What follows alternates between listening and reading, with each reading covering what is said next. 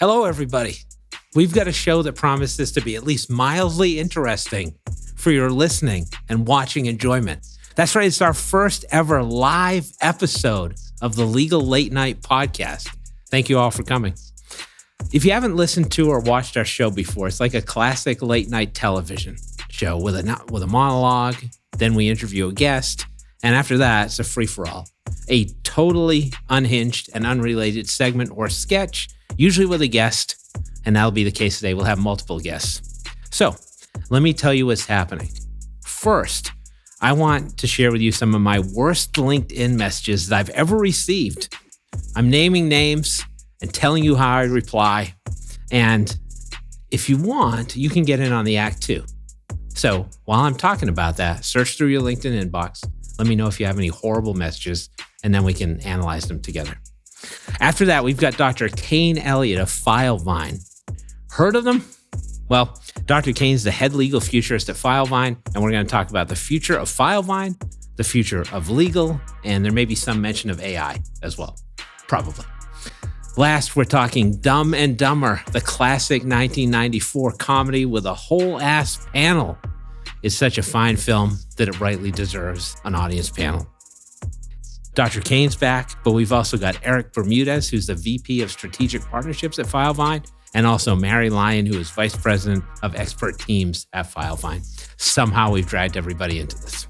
But before we get all the way there, let's talk about something that Lloyd Christmas and Harry Dunn never had to deal with, which is stupid-ass LinkedIn messages.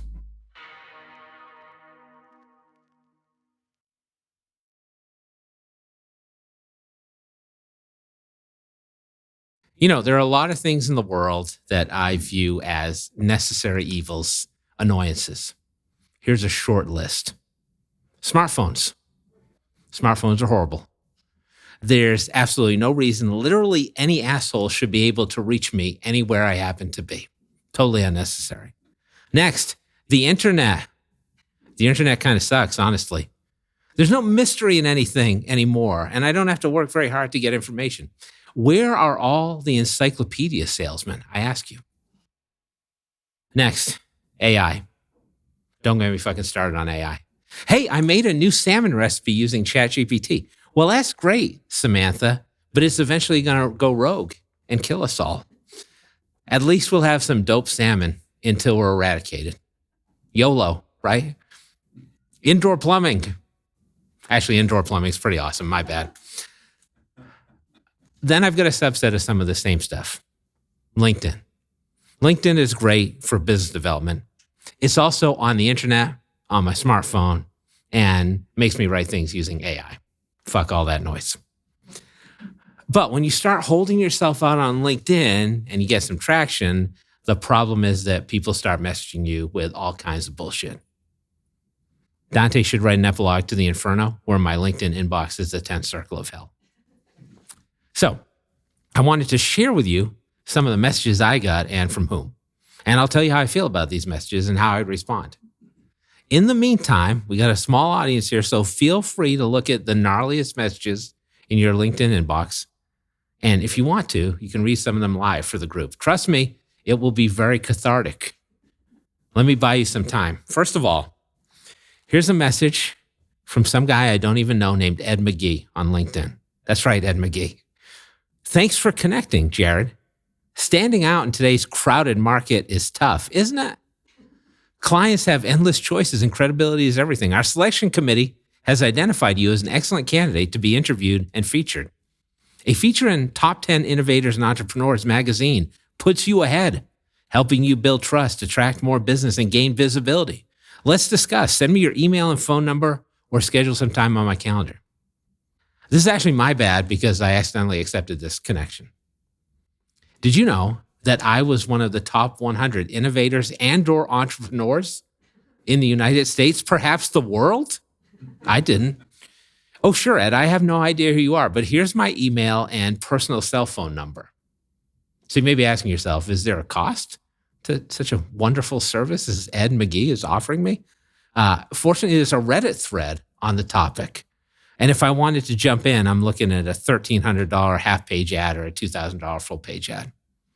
That was not disclosed to me in the original LinkedIn message, as you might imagine. Message number 2 from Dan Griffith. Hand clap emoji, followed by, congrats on another trip around the sun in your role. Here's to more wins, fewer headaches, and coffee that's always strong enough to get you through Monday morning. Coffee emoji, rocket ship emoji. First of all, too many emojis, dog. My head is spinning. But there are no Epclan emojis, so I'm counting that as a win. So you mean the generic role that I have that you did not take the time to actually reference is what we're talking about here. Don't even know what I do for a living. Great. And maybe, Dan, maybe I don't drink coffee. As it turns out, I don't. And anyway, who says another trip around the sun, Grandpa? Let's update the messaging. Put it on ChatGPT, talk like a younger person. Next, Gregory Drake says, in 6 months, everyone will be fighting to get access to this AI tech. Right now, only a handful are using it. These are real appointments booked automatically while I slept. Want to see this before it goes mainstream? ? I have some questions. First, if everyone's fighting for technology, is it a physical fight and are weapons allowed? My head will be on a swivel. I want to know this in advance. Second, are there people booking appointments overnight, or Gregory Drake, do you sleep during the day? Third, when we're talking about few people using it, how few people are we talking about? And is Leonardo DiCaprio one of them? Fourth, why is the time frame 6 months? Maybe this is so fucking good, everybody's going to be all over it in 3 months. And then fifth, Gregory Drake. Sounds like a made-up name to me, frankly. Are you a superhero duck trying to hide your identity? Maybe this is Darkwing Duck. Anybody remember Darkwing Duck? Yes. Yeah, okay, good. Got a bunch of old people in the room here with me. That's good to know. Next, Caitlin Dwyer says, hey, Jared, does your title company offer an enhanced homeowners policy at closing? Well, it would if I owned a title company, but I don't. Fun fact, don't even own a law firm. And with the smallest amount of research and some critical thinking, you would know that too, Caitlin. All right, I got one more message. It's from someone named Nikita Bezitsoni. And he says, hey, Jared, we're on the verge of launching Clarisign, an AI that drafts, negotiates, and autofills contracts in seconds. Before our official launch, I'm inviting a handful of top legal leaders to an exclusive preview. I'd love for you to be one of them. Yeah. He said that part right, at least. Let me know and I'll set up early access with a lifetime free account so you can feel the magic. Best, Nikita.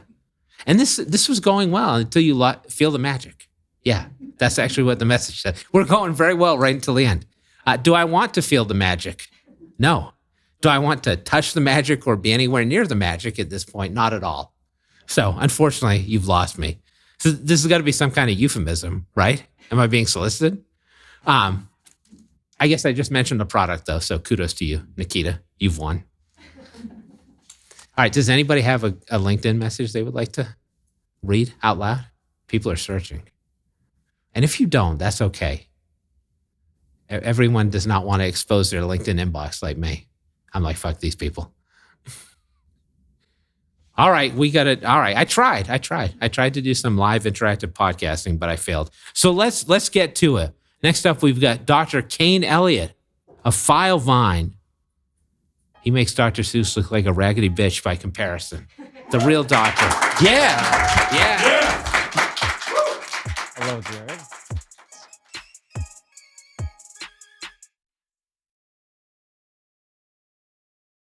Well, I've effectively run out of things to say, which is awkward because this is a live podcast. So I think I'm just going to look over there for the next 45 minutes and hope no one notices. No, I won't really do that. Andy Kaufman might be able to pull that off, not me. So let's get to our guest today. As I said, it's Dr. Cain Elliott. He's the chief legal futurist at Filevine. Dr. Yes. Cain, welcome. Pleasure. Chief legal futurist. Sounds made up. It is. Okay. The CEO and I literally made it up so that when anywhere I went to speak with people or talk to them, we would be sure that I could get an audience and tell them more about Filevine and what we do. So we did make it up. What does the chief legal futurist actually do? So I run what I would describe as a Skunkworks development team. So we build like that. products and Would you tell the tools. people at home and in the audience what Skunkworks is? Because Yeah, sometimes I run into people who don't know. Yeah. So the idea is that we try to innovate within the company with a smaller team, build out radically crazy ideas, take all the learnings that we have from those projects, and then disseminate those in the rest of the organization. That's cool. So as Filevine gets larger and larger, it's really important that we find creative ways to keep innovating, keep pushing the teams. And so we're part of the core doing that. And I'm sure because you've had the Skunkworks thing going for a little while, some of the stuff that you've worked on has actually made it into the product over the course of time. Can you talk about any of those things? Or Yeah. So, for example, different learnings that we have from things like immigration AI that was built and came out a few years ago. You see that disseminating across the product with different types of AI offerings within Filevine. Sometimes it's just certain patterns that we see, certain vendors we're working with that work out well. So all kinds of things, but usually things that would be in the background that you might not necessarily know came from that kind of process. And if you told me about some of these current Skunkwork projects, you'd have to kill me, right? Correct. Okay. And I would, yeah. Let's move on. I'm from Texas, so. You're from Texas. Yeah. Sorry, I'm not going to fuck with you then. No, yeah. Okay. So we're at Lex Summit right now. Well, not right now when you're listening to this probably, but right now we're at Lex Summit. But what is time? Time is just a construct. This is Filevine's annual user conference. And it's a great take. I've been here a few times. How's it going for you? What do you think? And can I get one of the Filevine jackets? You have asked me about the jacket several times. So I will deliver on the jacket at some point. Thank God. Yes. I'll wear it proudly. Yeah. No, I'm really excited. I think for all of us, this is a great opportunity to meet with our users, to show everybody what we've been working on in the past year, to talk through that. There's nothing quite the same. So look, we work in legal tech. If you do that, you're going to have vocal, loud users. So we do all the time. Yes. They tell us what they think about everything they love, everything they hate, everything they think about everything. So we hear that, but it's different face to face. Yeah. And it's really meaningful. I think also it's really motivating for the team to get out there. So you hear a lot of what users want to see in the platform or currently seeing what it is they want to happen with Filevine. And that acts as a great motivator for the company. And also, as I was telling you before we got started today, it's a great force function for the company to push hard towards objectives or goals we've been working on the whole year to try to make sure those things are out and looking the way we want when the event starts.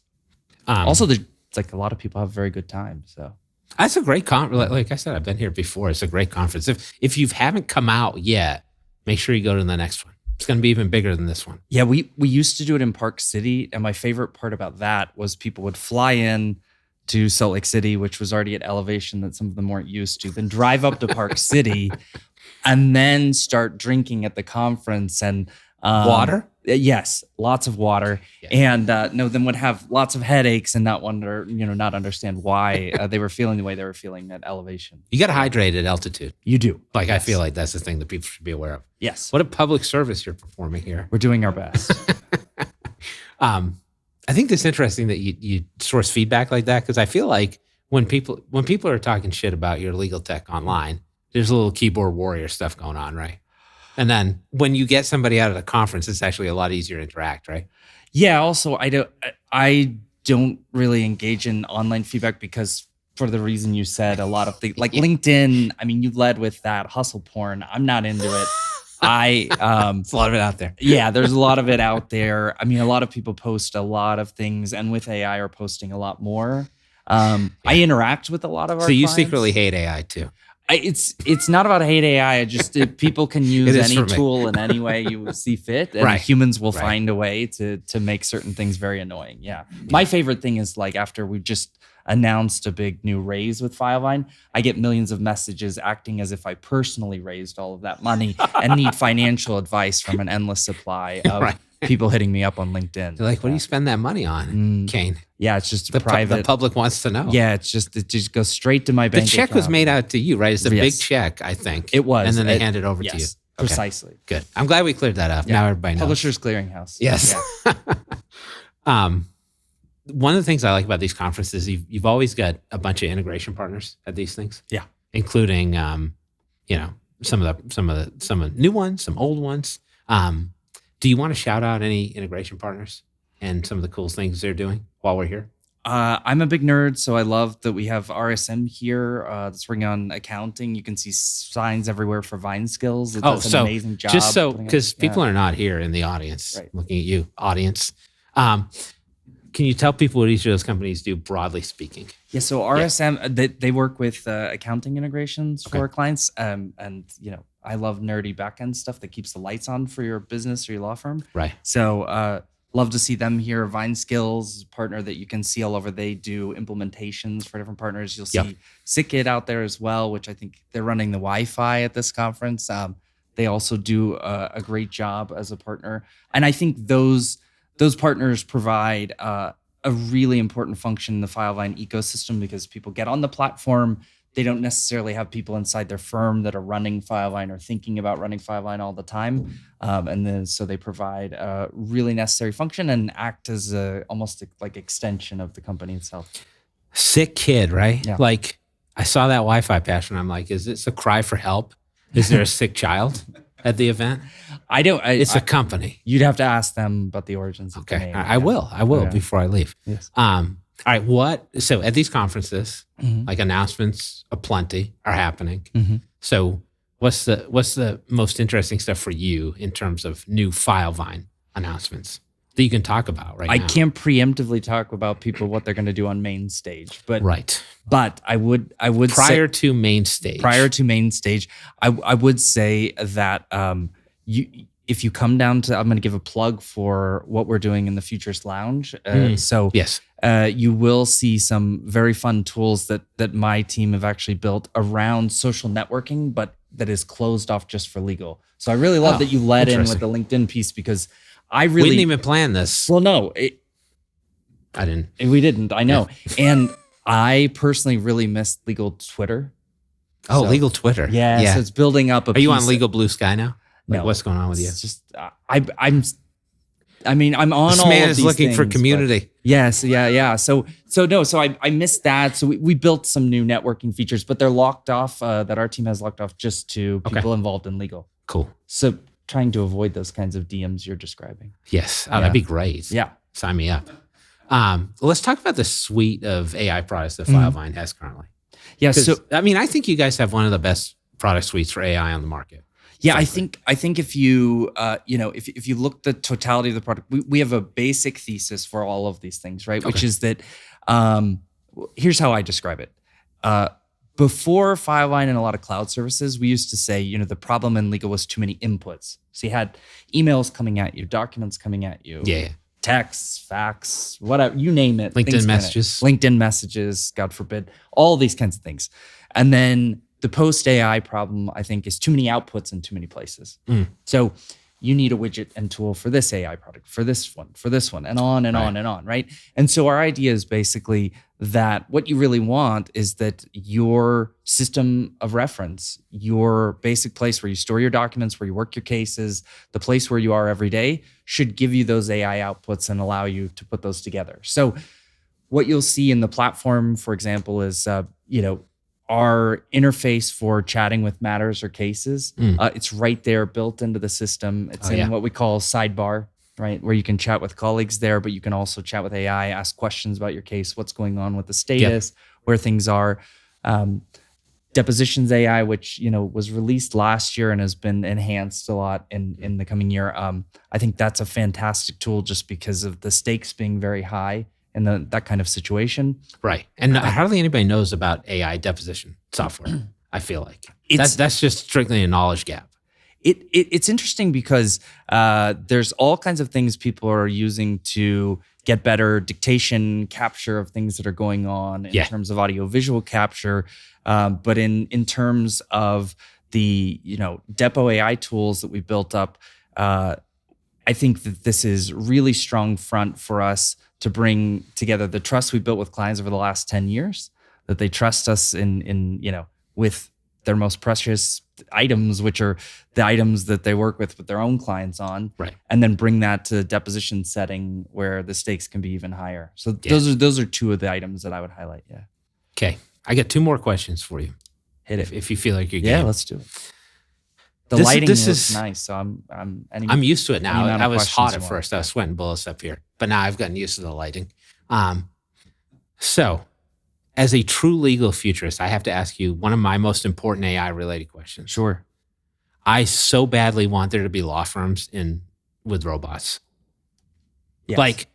like Rosie from the Jetsons. Yes. Robots. I'm just saying yes for anything that goes after yes. When is that happening? I don't know, but have you seen the guys online that built the little robotic trash cans that follow them around in their office? They No, went viral. I feel like with I need this. one though. In China, I have those. They're called children. Okay. Well, in most law firms, employing children to do that would be a problem. But Yes. this is a company in China that has it. So the little robot trash cans follow them around. They pick up stuff that. on them. And these, for me, I'm like, let's start with that. Let's get those. Then let the Tesla style Optimus robots in. My only worry or concern about that is actually, I feel like if you've ever been late paying a bill, not that any of us ever has, Never. but imagine you like don't pay your Optimus bill, and that homie's like, "No, I'm locking it up. Your We're until done your here. account is clear, like you're not leaving. I You're hope not your going bed is anywhere." made because Yeah. I'll just be the robot sleeping in your bed for the next 3 months Yeah. until So your account is current. my only thing is like, does it have the keys or not or something? Yeah. Yeah. I mean, this is like the plot of every terrible science fiction movie. Yes. So, do you have any concerns? No, not right now. Okay. Genuinely none. We're good, everyone. Yeah. All right. Last question for you. What do you think is the most overlooked technology application or feature that lawyers are not using? Could be a Filevine specific thing, could just be in general. Whether they're using Filevine or not, process mining about what's going on inside their firm. So Yes. what I'd say is that a lot of people strictly look at whatever system they're using, but they'll just look at the output and the return and what's going on in their firm, right? Yeah. But not all the inputs that go into that and how those vary and change. Yep. So I think that the best thing, and I think I've probably been saying that same line for years and still feel that way, which is that you want That's to. why you're a legal futurist. Yeah. Well, I just, I keep looking at the same thing over and over. It's like staring at the sun talking to me. So I really think that what you want to do is figure out, not just that every time, Sam or Susan hit a case, the value seems to go up, but what are Sam and Susan doing as part of that case that's Yeah. incrementally increasing value? What is it that a particular team member adds to something, especially when there's so much AI driven material there or access to it? So if everybody has access to more information and more material about their cases and what they're working on, it doesn't mean that it's better outcomes if nobody's utilizing it, right? Yeah. So if you get, like I said, a lot more output, right? But nobody's bothering to go through that, it doesn't mean that you're optimizing outcomes. Gotcha. Yeah. This is delightful. Pleasure as always. Yeah, I always enjoy talking with you. Will you stick around so we can talk about the greatest film ever made? I will, yes. I was thinking about the toilet scene when you brought it up earlier. Oh my God. So, yeah. That was my favorite part of Citizen Kane as well. Yes, exactly.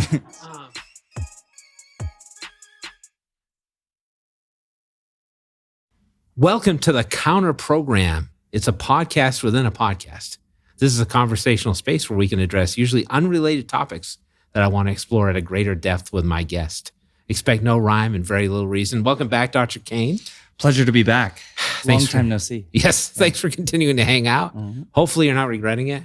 Yeah? All right. I've got this all recorded too on my glasses. Oh, good. we're to go. Amazing. I'll Great. make my own edit. Yeah. And we're also bringing on two new guests for this segment. We've got Mary Lyon, Vice President, Expert Teams at Filevine. And then, last but not least, the Lex Summit, MC, voice like smooth butter, Erik Bermudez, VP of Strategic Partnerships at Filevine. Welcome. Thank you. Thank you for having us. Yeah, thanks. Okay.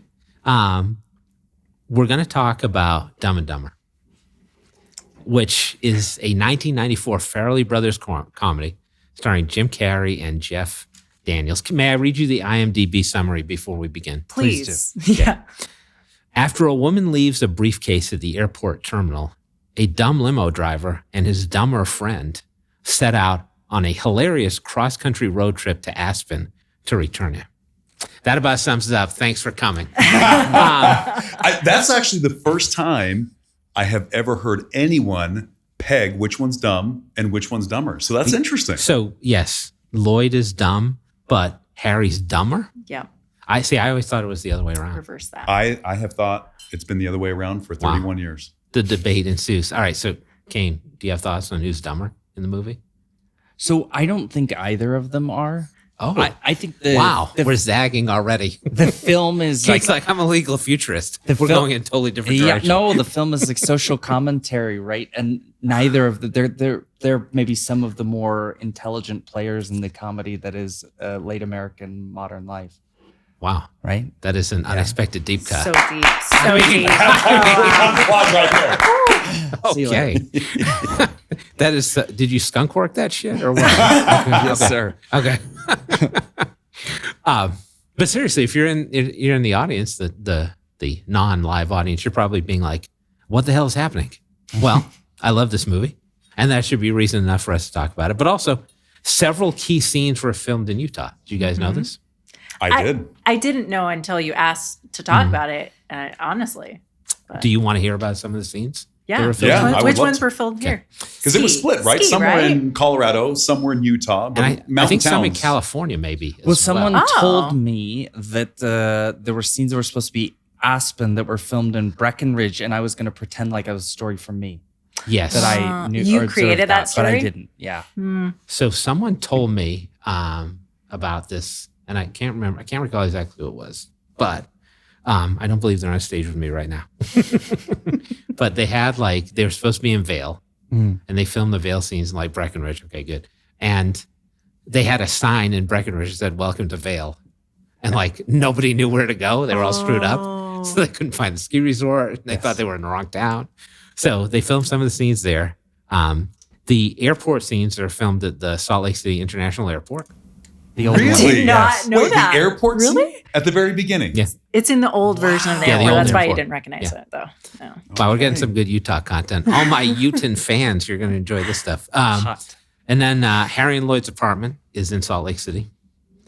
280 South 300th Street East, if anyone's interested in going. Okay. May have to Go check it out. Other Let's go check it out. locations. Yeah. The scene with the gas man. Yeah. Wow. Eric, you are a true fan. I'm impressed. Ogden, there's the American Legion Post. They filmed some scenes there. Union Pacific Depot in Salt Lake City. And then the mansion where they dress up in the tuxedos. Yeah. I think it's the Owl Sanctuary Yeah. thing. That is at Devereaux Mansion in Salt Lake City. Oh. Yeah. Wow. And Mary's parents' mansion is at 6 Perseverance Court in Park City. So there are a lot of Wow. Utah tie-ins to Dumb and Dumber.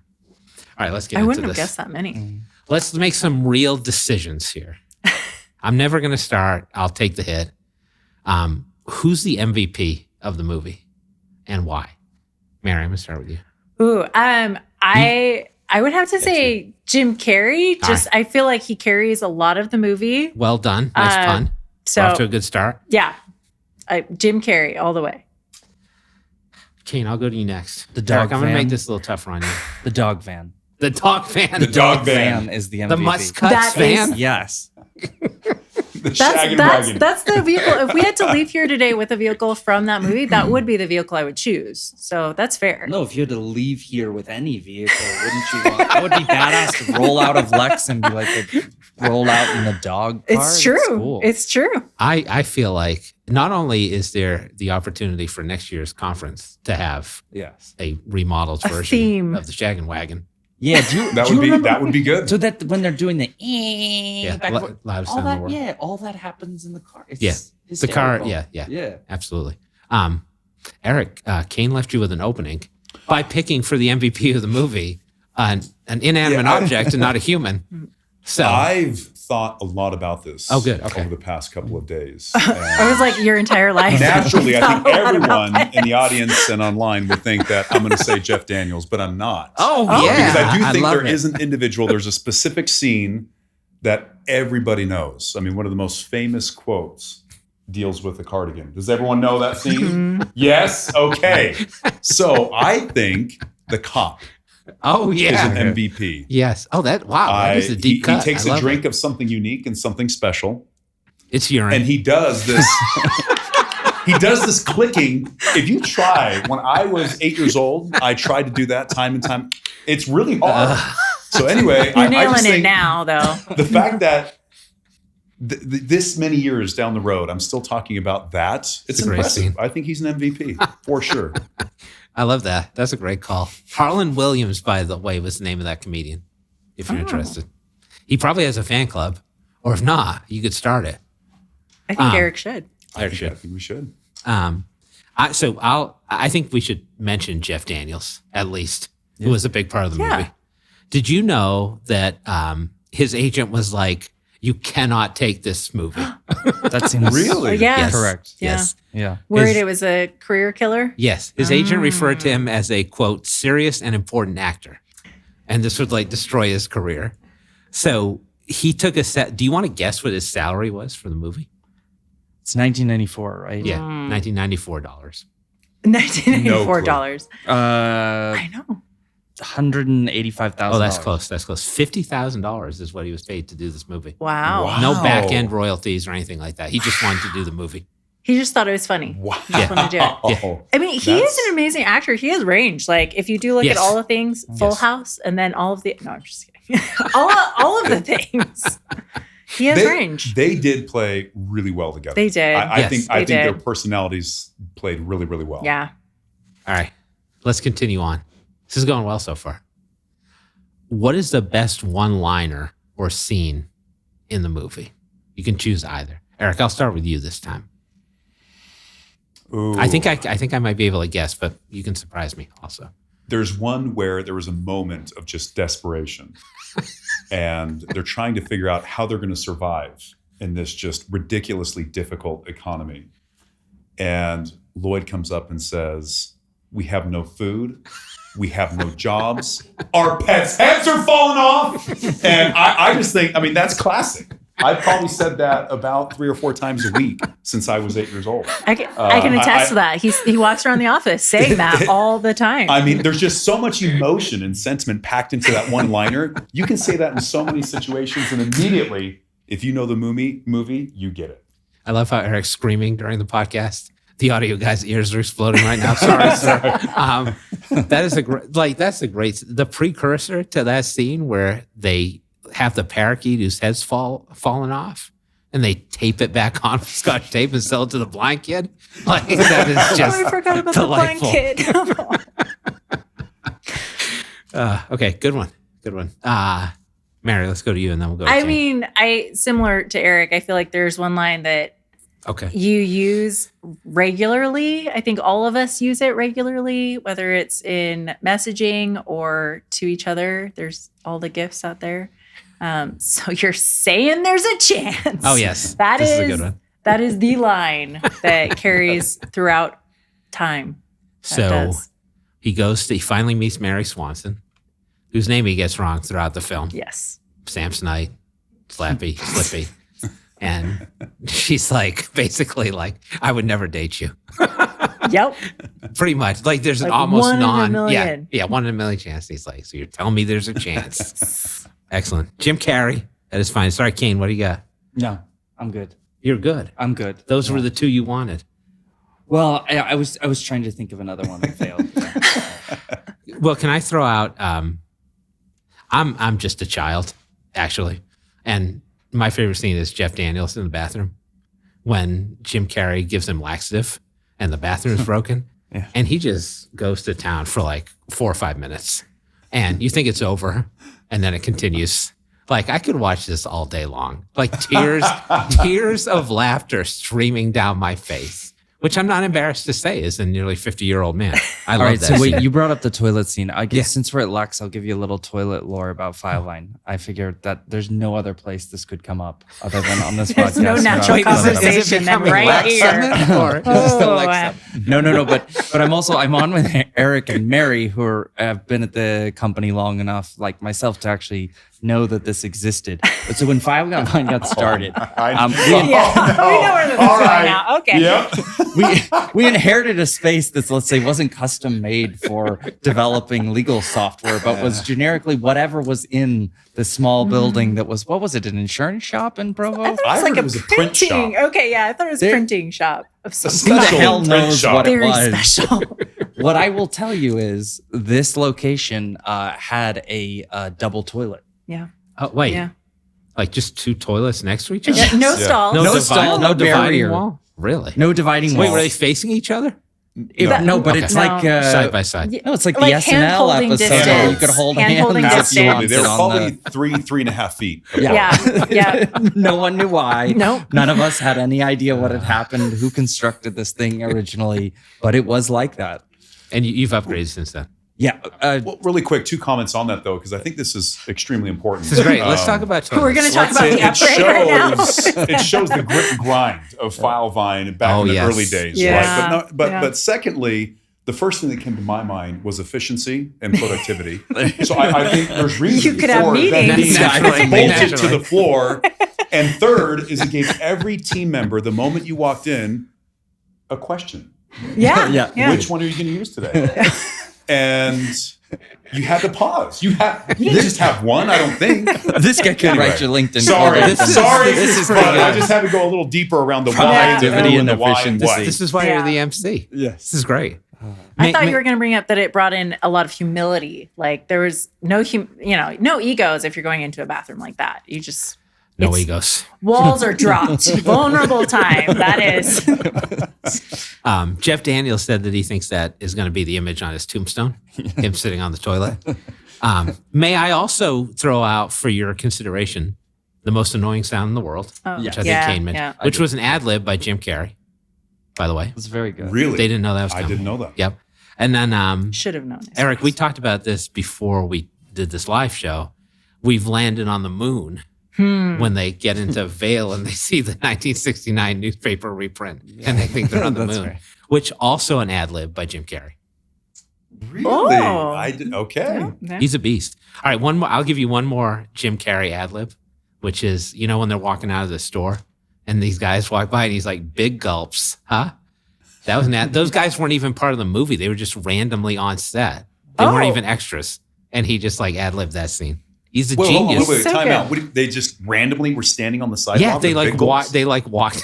They walked into out of the movie store. set. Yeah, 94 security protocols were Non-existent. different. This was in the day. 94. Yeah. You could have just walked into that set. and I got to say, like, I'm slightly disappointed that I didn't hear maybe the best scene from the movie when Jim Carrey trades the shag and wagon for a moped. And then Jeff Daniels is about to chew him out, but he's like, and then you totally redeemed yourself. All right. Oh, yeah. That's that a good was one. Yeah. We talked about best vehicles already, I think. We're So unanimous on that one. I like the moped also. Yeah. The moped where they're driving in and they're like back to back, basically, or, That's fair. and then it's frozen to them. Good stuff. Let me move on to, let's do this. What's your favorite Jim Carrey movie? Favorite or best? Could be this one. Could be another one. And there are probably 2 different answers there. Cain, I'll start with you. If I'll just give a quick response. So I don't Yes. think that, Eternal Sunshine of the Spotless Mind. You stole mine. Oh, really? Do you want to tell the people about that?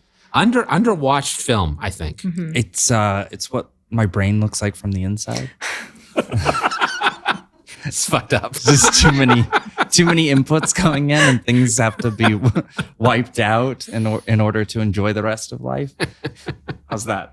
So he's, for those who don't know, he's got a girlfriend. Yes. And she erases his She memory erases him through like a scientific procedure. Yeah, I Is believe it it. Jim Carrey? Oh, film? yeah. Yeah. Yeah. It's Yeah. pulling on. I've never heard of this film. Oh, in this my movie's life. No. great. So you know this line from Nietzsche: "Blessed are the forgetful, for they have the best of life." Right? I think it's playing off of that. And she erases him. He's lovesick with all of these memories of her, and is considering getting the same procedure done. But it's also giving you kind of like a nice there's a nice refrain going through it that all of that may happen again and of its own accord.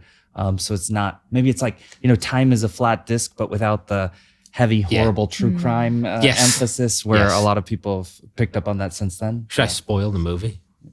No. Okay, I won't spoil I don't the think movie. so. But the ending is really So interesting. I've only it seen now, parts of it. great. I've never seen the whole movie, but It's very moving. yeah, it is. Yeah. It is. Kate Winslet is in it Yes. With Titanic. blue hair. with blue hair. Yeah. This is 2006, I think. Yeah.